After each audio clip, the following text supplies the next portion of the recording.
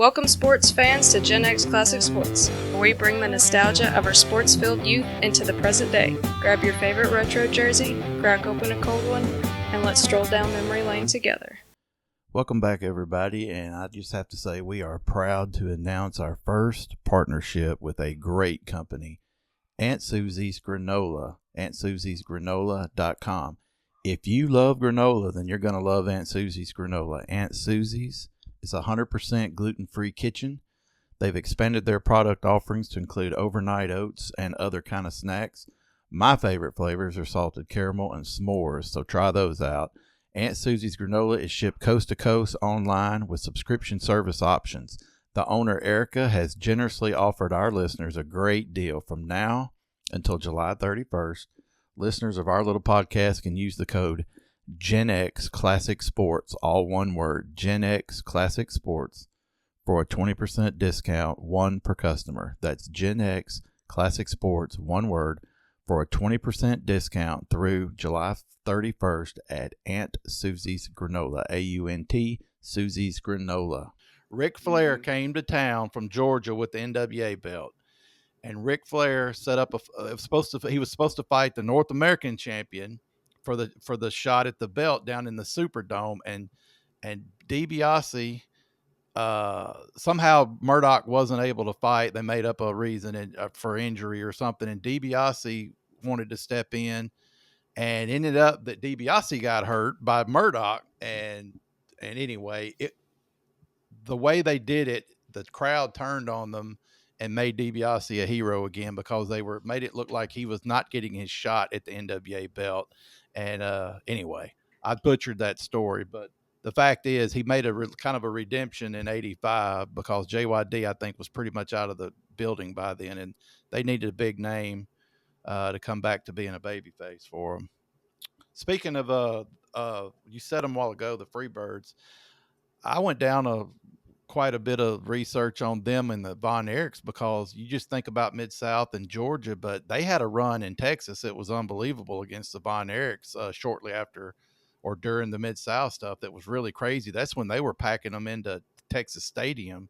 I say packing, I mean 20 and 30,000 people too. So the Freebirds, man, and then they went on to be, they had their own theme song and, all the craziness that came with them. But they started out down there fighting JYD and started out as the Freebirds, at least down there in Mid-South too. So they went on to much bigger and better things too.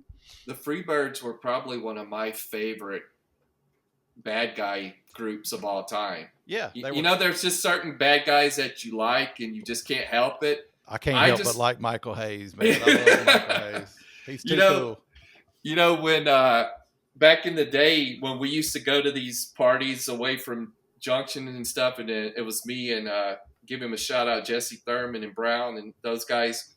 When we didn't want to tell people our names, my alter ego was Michael Hayes, and Jesse was Terry Gordy, and so that we. If somebody asked us what our names were, I'd just go Michael Hayes, Yeah. And they never knew, because this was, most people didn't know. They would just be like, okay. So, I mean, I was such a fan of Michael Hayes and the Freebirds and just the whole style and the way they did everything. And out here, the Sportatorium is where they had all that stuff, out here. And actually, the Von Erichs lived about 10, 20 miles north of me. Is where their old estate and all their stuff was. And it's the Freebirds really kind of went from there. They never had that big run in the WWE, but they were kind of like Flair. If you go to people around Dallas and Mid-South and out here, they were huge. I mean, they were superstars in their own little world. Yeah, Casey, Michael Hayes ended up making their own song. That's how bad they were, dude. They didn't even play anybody else's music anymore. They had their own song and video. Theme music. Yeah, the Iron Claw, watching that movie is what got me to thinking about this in the first place. When that movie came out a couple years ago, that's what made me think this. So I'm trying to think. Let me share with y'all what I heard. Jim Court. Before I do that. So the Rock and Roll Express, let's talk about them for a second. So as we said, Bill Watts really embraced tag teams, and then to kind of bring some fresh faces in. Do you remember the Rock and Roll Express rolling into town?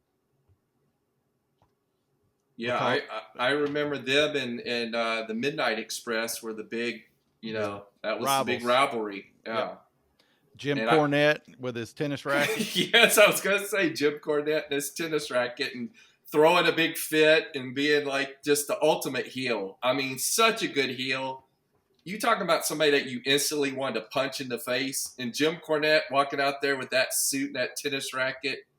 You just wanted to punch. You just wanted to see somebody punch him, and yeah, he was perfect heel. I read somewhere that at some point, Bill Watts decided they needed to bring young girl or teenage girls into the mix, because other than Kerry Von Erich coming in twice a year or whatever, he'd look around and think, man, where are all the girls? Or somebody told him this. I don't remember. Oh, I think he said Jerry Lawler told him that. That sounds about right. They would, well, yeah, that checks boxes.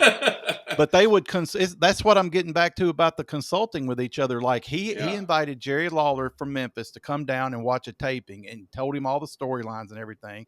And he said, Jerry Lawler said, dude, where's all the chicks? Because they were skewing towards an older audience. And so their idea ended up being, let's bring in somebody young. And it was the Rock and Roll Express was the result of that. And then they have to have a rival. So here comes the Midnight Express and Jim Cornette and so. Okay, so Jim Cornette did he has his own podcast, and y'all should listen to it. There's some pretty entertaining stuff on there, but you can scan the titles, and when you see Mid-South, hop in. But he pulled out his 1984 schedule book from late summer, and let me tell you what he read. First of all, he lived in Alexandria, Louisiana, even though their studio was out of Shreveport. He lived in Alexandria. So he said on a Friday, on August 17th, they wrestled in Houston, Texas. The next day, on Saturday, they wrestled in Lake Charles, Louisiana. Not a big deal there. The next day was a Sunday, and they had to drive to Hope, Arkansas to wrestle in the Watermelon Festival outside on a August day in Arkansas. That was nice and warm. On August the 20th, they had to be in Monroe. On August 21st, a Tuesday. Now, this has been happening since Friday. Here we are at Tuesday. They had to go from Monroe to Shreveport. Not a big deal there. On Wednesday, they had to get up, do their 9 a.m. KTBS interviews for the fights coming up, all their promotional stuff. And then they drove 200 miles to Beaumont, Texas to fight that night, Wednesday night. On Thursday, they came back to Alexandria and got some sleep, he said, because Friday they had to drive to New Orleans and fought at the Superdome. They drove back to Alexandria that night. On Saturday, they drove to Little Rock, Arkansas, and fought again. And on Sunday, they went to Oklahoma City, Oklahoma. They started in Houston. They went to Oklahoma City 6 days later or whatever it was. That was a typical schedule, he said, for Mid-South Wrestling. That's why all those dudes came through our hometown so much and stopped and got their drink or whatever, because it was on the main thoroughfare.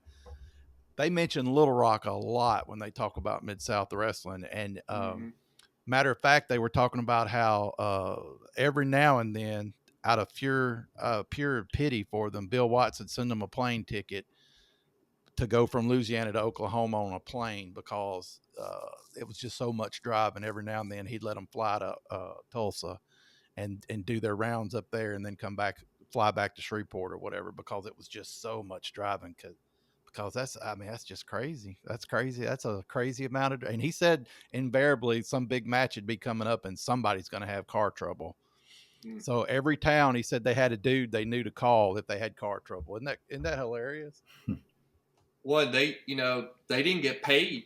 They didn't show up. So it wasn't like back in the day when they, had some kind of contract. I mean, they worked 365 days a year and they had to be there. For every one of these, he had a dollar amount that I didn't write down, but he would go, made $100 that night. Mm-hmm. And then there was one, I think the Superdome, they made $1,500. That was worth the drive going to that. But it'd be $300. It'd be one night they made $65 a piece. Well, you hear some of those guys, that's why they would share rides together. Yeah, they take turns and they'd sleep in their car. A lot of times they said they just pull over and sleep in the back seat or let the seat back because they didn't have money for a hotel. He said they would pool their money. If they had to get a room, they would pool their money, get the worst flea bag they could find, and they would take the mattress off, throw 2 of them in the floor, flip a coin. Whoever lost had to sleep on the 2 sets of box springs, and the other 2 guys got the mattress on the floor. And by the way, they were supposed to be working out 5 or 6 times a week in the middle of all that. Yeah, I mean, those were some big dudes, Yeah, that was those guys were living the life. I mean, they were to be that dedicated and want to do something like that, man. Oh, yeah. There was a guy talking about how he lived in an apartment complex in Bossier City with a bunch of wrestlers, and he was like, it was just weird. You'd go to your mailbox, and King Kong Bundy would be down there getting his mail. Remember him, the bald one? Yeah. And then there was the one-man gang, had the long hair. And And Big Boss Man. Big Boss Man. Yeah. Well, that's why Vince was able to pluck those guys, too, because he was able to offer them, hey, I'll pay you the money. We'll fly all over the place, and so they just couldn't compete with that. When the TV revenue is, like you said, Sean, we didn't have cable. When cable came, that changed everything because now that revenue, you couldn't compete with the gate. I mean, no matter how much you pack Little Rock, El Dorado, Monroe, you can't compete with that cable money, and that's how Vince was able to basically put those guys out of business. Yeah, it's a real shame, too, because what they were doing was just being ambitious. They were just trying to go national with it, and Watts lost something like $500,000 in a matter of months when he started trying to go coast to coast. And I think Jim Cornette ended up buying him out and kind of merging Mid-South with the Georgia and all that up there that Ted Turner was doing. And it didn't work out for any of them because WWE was just this money-making machine eventually. And all these guys ended up there. Really, remember Ted DiBiase made his run up there, and JYD, the $1 Million Man. Yeah, JYD was on like one of the first WrestleManias. He was on the undercard, and of course he was kind of getting older and so forth. But man, it was such a regionalized thing, and Fritz von Erich had such a chokehold on the whole Dallas operation. Yeah. And if these guys didn't help each other, they knew none of them would survive. And that's what's really interesting about it, that they were competitors, but they had to have each other.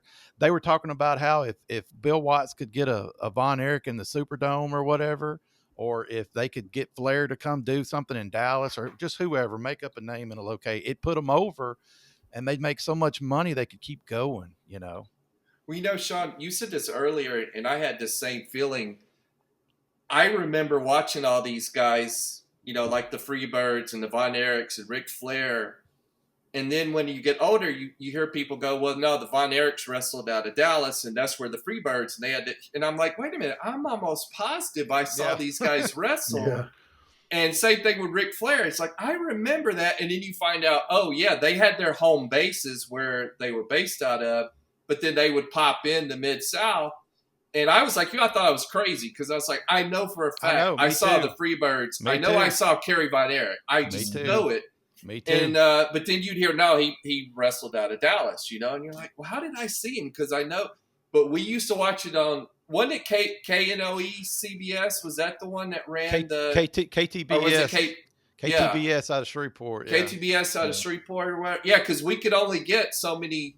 It was one of the stations we could get with the antenna. And I remember my dad turning the antenna so we could watch wrestling because it would get all fuzzy. And he'd go out there and turn it. And he'd go, okay, right there. And we'd watch it.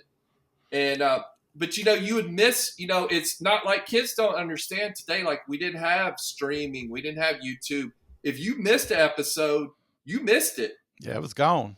And you might come back the next week and go, why is so-and-so fighting so-and-so? Last week they were like buddies. Because it was episodic. You had to know episodic. What happened. Yeah.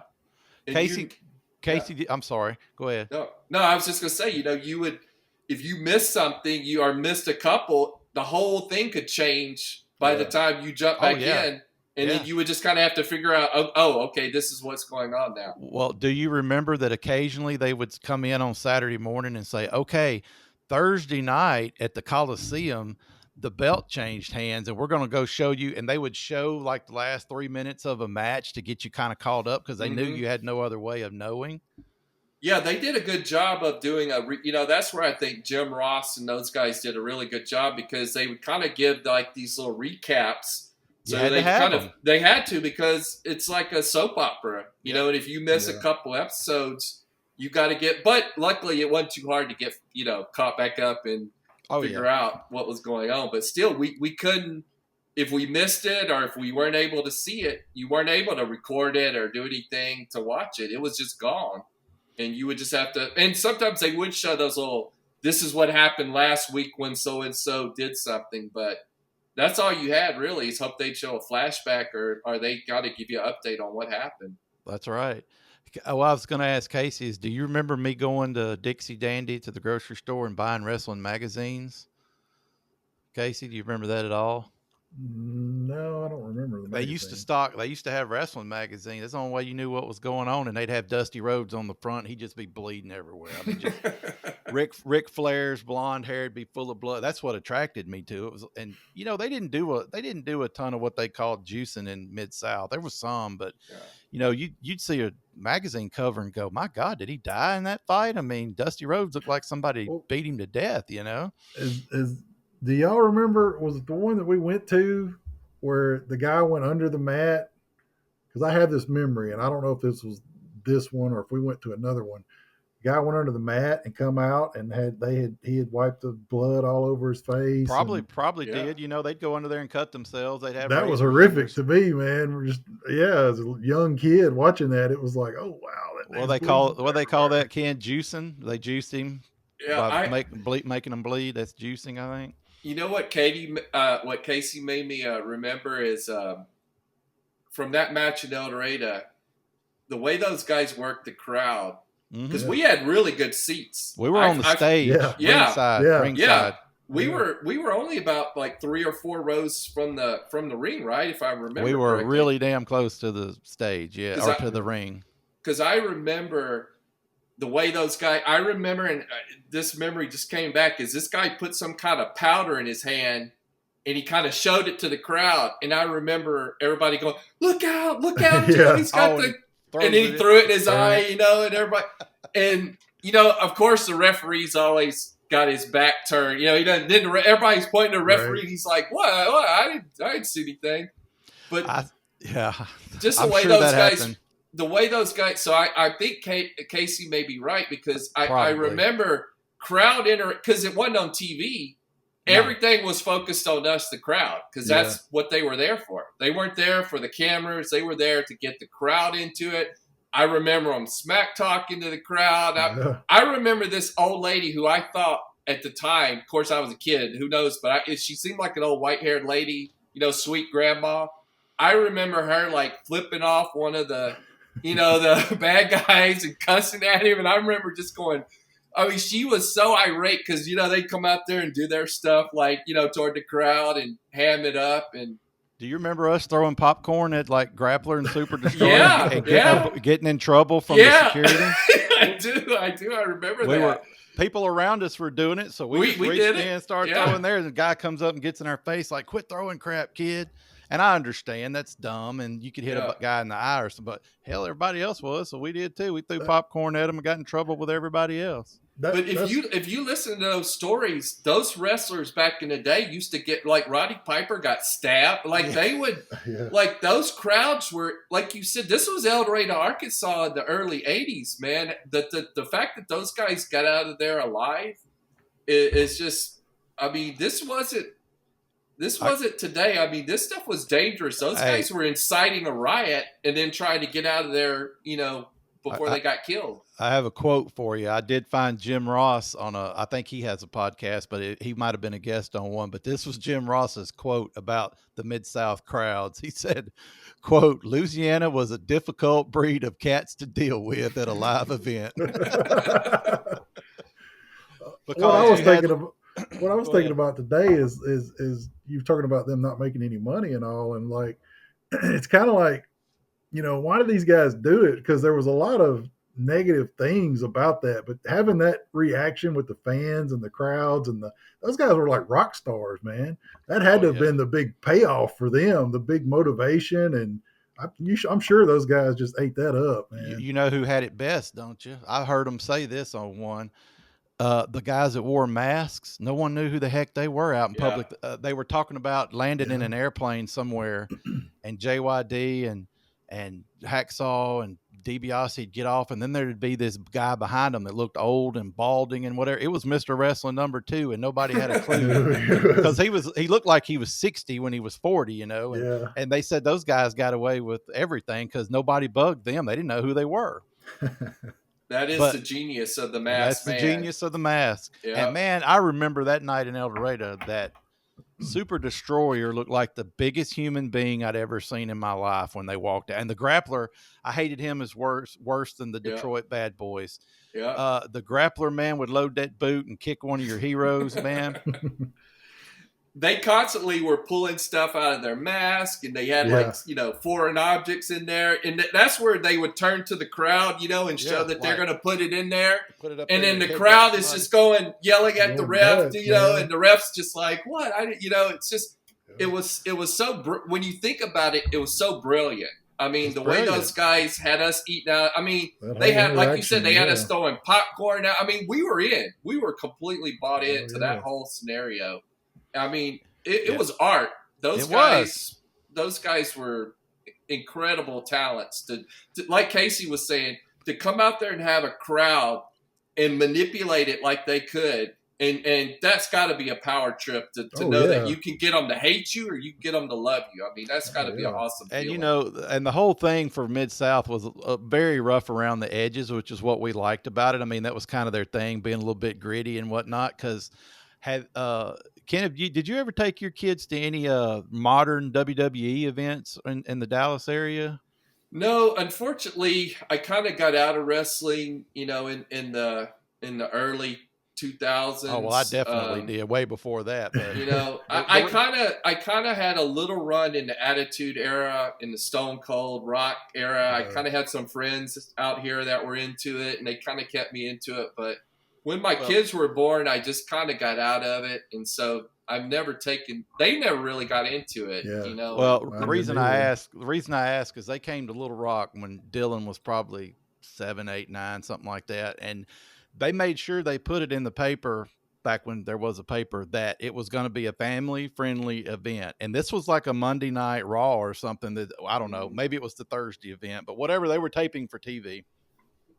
And you talk about slick and overly produced, and it's a complete antithesis of what we grew up. I can promise you, because I mean, they had like a couple of undercard things happening before TV time, and when they said it starts at 7, it's like those wrestlers know exactly how to end a match in 10 seconds and get out of the way. I mean, they were practically sprinting off the mat to let the next group come in, because as soon as one match ended, lights went dim, theme music hits, fire hits, the strobe lights, next act comes on, and they know to a T how long they can fight, to a T.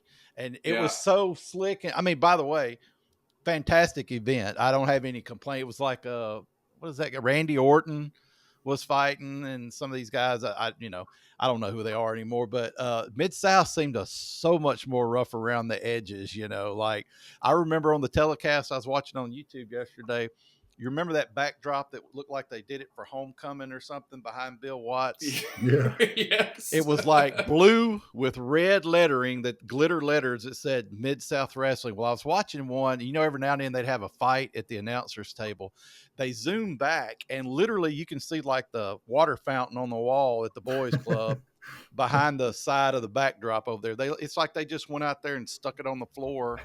And, it was like something you do in your basement kind of, but that's what we loved about it.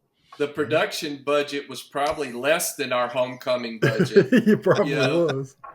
So, yeah, I went to a couple of Monday Nitros in Monroe when I was in college down there, and they were really good, but like you said, completely different experience. Yeah. So slick. You had all the fireworks, the flames, Yeah, and to all their that credit, stuff. they do it well. I mean, man, it's like clockwork. And like I Yeah. said, what was funny to me, of course, the kids don't know, but I'm watching going, holy crap, they're going to end this fight. Like, I don't know how, but they're going to wrap this up in like the next 15 seconds. And then somebody come off the top rope, elbow to the head, done, just like that. Yeah. And they because like you said, they had TV time limits. Yeah. Remember when they used to do that they go TV, they're out there wrestling. They're like, TV time, we got to cut it off. We'll have to tell you what happened. They would just cut it off. That was they keep going. Yeah. They keep going. Dude, the best was the last match of the day. TV time remaining is how they would say. Because they may have 3 minutes. And then and if it was anything significant, they'd have to tell you the next week what happened, But at El Dorado, I guarantee you, they may have had some loose guidelines, but their guidelines were to go out there and make that crowd have a great time. So it could have been 2 hours, it could have been 3 hours, but they were going to wrestle until they felt like they'd given everybody a show. Yeah. And it wasn't going to be, you got 30 seconds to count down till we go to commercial. It was like, you guys go out there and put on a show, and then when you're done, end it. When you got nothing left in the tank. And what I know and what we know now is that the next day they were in Jackson, Mississippi by noon, and they had to do it all over again at 5 o'clock or something that evening, That's crazy. I mean, I just don't know how those guys. That's probably why they were popping pills and drinking so much. Because I don't know how you made it through that. And to his credit, Bill Watts did find big, strong, athletic dudes, and man, it was convincing. I don't care who you are.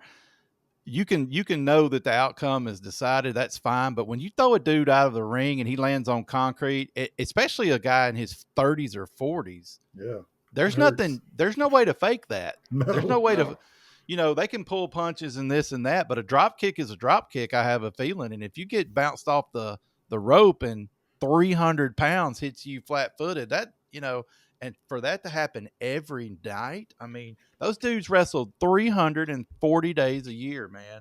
And those mats did not look like they were. No, remember from the side, it was like plywood and it looked like a tarp over plywood. That's it. And the ropes looked like they were cables, like they were steel cables with a little bit of covering. I mean, those things were not, and the turnbuckles were not comfortable either. Those guys were taking a pound.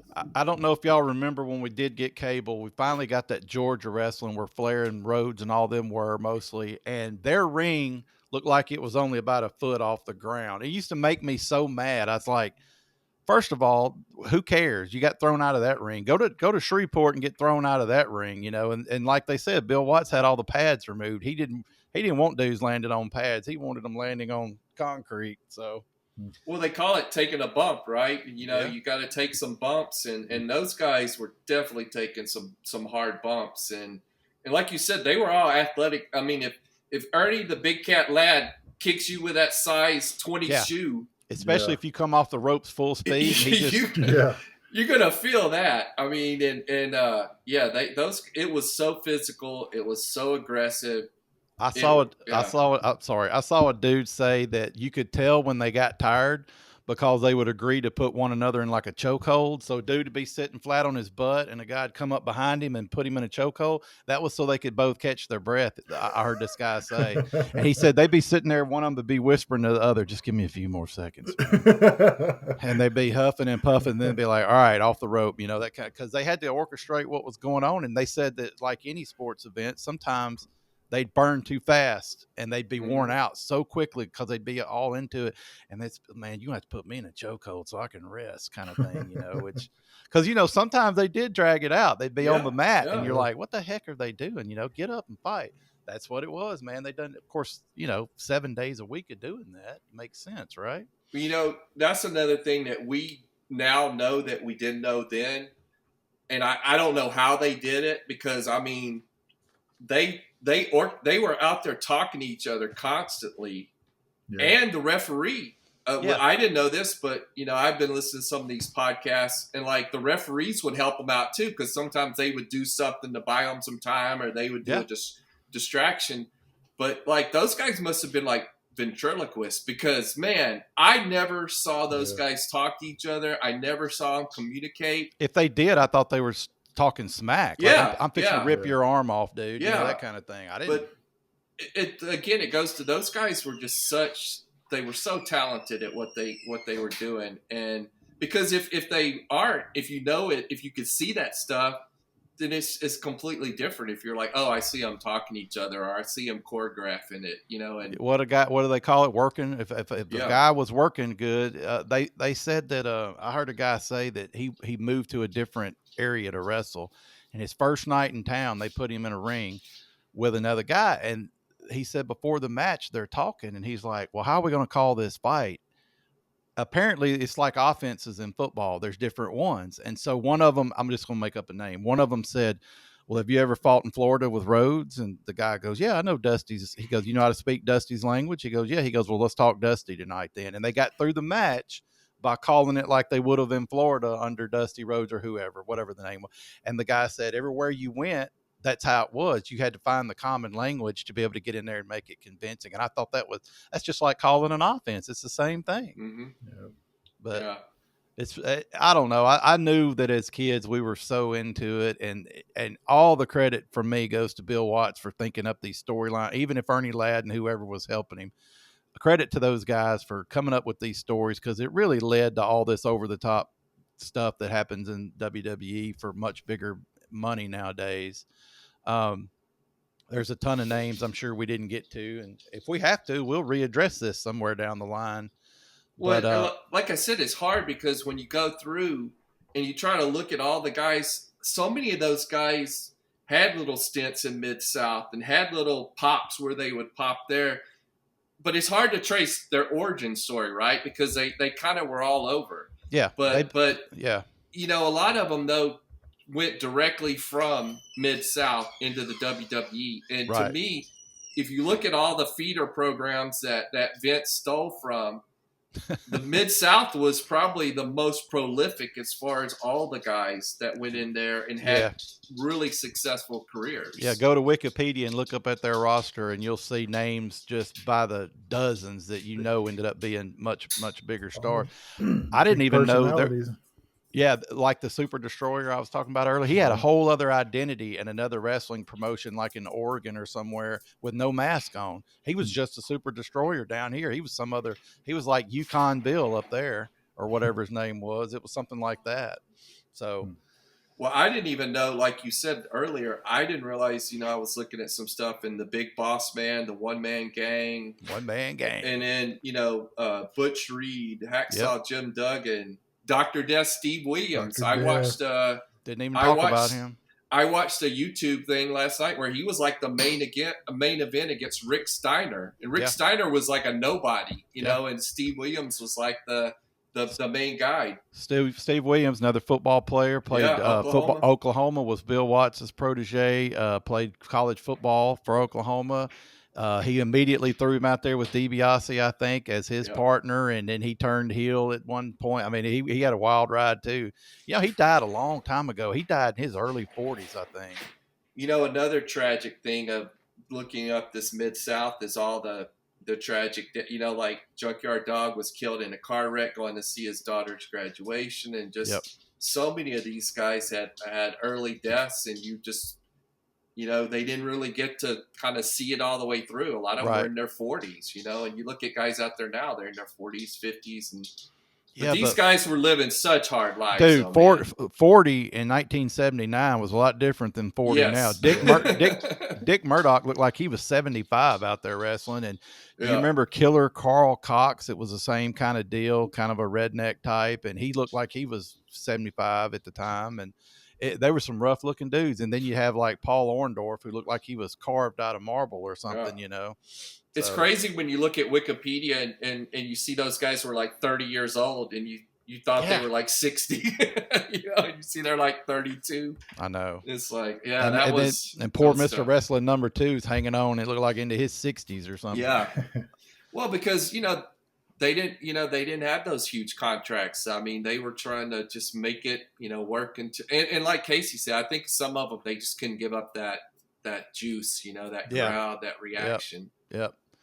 Well, guys, we put in an hour plus. That's 2 episodes for me, and there's still a million other things we could talk about on this topic. So we might have to let it ferment a while and then readdress at some point the way this is going, because there's a lot to this. Yeah. Well, to me, like I said, I don't think WWE as successful as it is. No, I don't if they can't pull those guys from Mid-South. And those guys were like ready to go. Yeah. Like they were ready to pop. Well, and they got there and just took off. One thing you see over and over is Bill Watts wasn't the nicest guy in the world, but he did know talent, and he would run dudes off that couldn't work in the ring. If they didn't cut it in there and they didn't have the personality, they didn't stick with him. So I read where somebody said if somebody came from Mid-South, that they knew Bill Watts had given them their blessing and that they were ready to be a star somewhere else. And that's what happened with so many of them, And just to put a button on it, like you said, I mean, it was such a short amount of time, but just so extraordinary for that little brief moment that it was. And when you look at all the research, like Mid-South was the most popular. I mean, it was the best. Yeah. Most people considered it the best. Their Superdome shows are the biggest matches in the country by far. Well, heck, Casey was 6 years old, and he remembers more about this than I do. He knows more about this than he did the NFL at that age. So that ought to tell you something. Absolutely. That's just good storytelling, Yeah, it burned bright and burned fast, but it just, it couldn't last. It really floored me when I got to reading and found out that this all happened between 79 and about 85, really. I mean, seriously. Well, that makes sense because that's kind of 85 is when I kind of transitioned over into WWF, WWE. That's when DiBiase and Dog and all them left. They all went to that. I followed them to WWF. Yeah.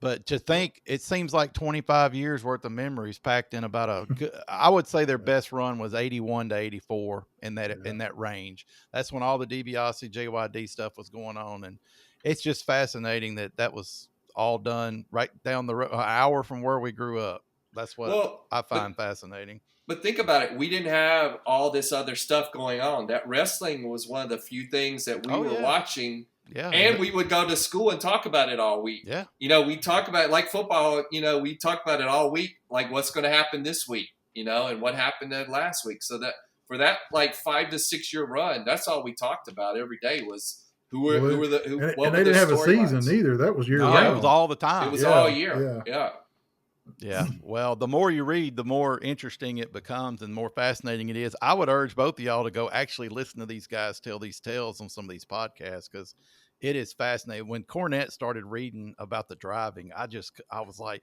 you drove to Hope for $60 from Alexandria or whatever, and he even had some derogatory comment about the Arkansas highways that they were traveling on and stuff. And so it's just fascinating. It's just fascinating that was so entertaining and such a hard way for those guys to actually live. But man, we got a lot out of it though, for sure. Oh yeah.